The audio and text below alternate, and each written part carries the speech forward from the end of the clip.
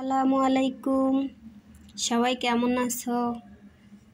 আশা করি সবাই ভালো আছো, কিন্তু আমি একটু টেনশনে আছি।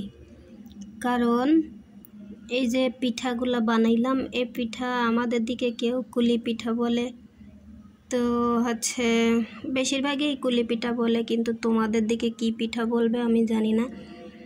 যাই হোক, আমার জীবনের প্রথম এই পিঠাগুলো আমি বানাইলাম। তো বানানোর পর তোমাদেরকে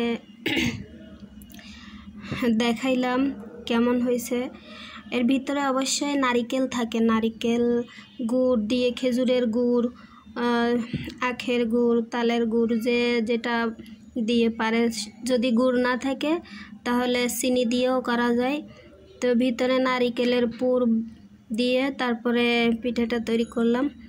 তো ডিজাইনটাও অবশ্যই একবারে আমি পারি না, তবুও চেষ্টা করছি আর কি। তো দেখো সবাই কেমন হয়েছে। আমি অবশ্যই একটা খেয়ে দেখছি, তো আমার থেকে কিন্তু ভালো লাগছে। অবশ্যই তোমরা যদি পারো তাহলে কিভাবে বানাতে হয় তাও আমাকে বলবা, আমি সেভাবে বানানোর চেষ্টা করব। তো অবশ্যই খাওয়া হয়েছে মায়ের হাতের, নিজে তৈরি করে কখনো খাওয়া হয়নি। এটাই আমার জীবনের সর্বপ্রথম এটাই।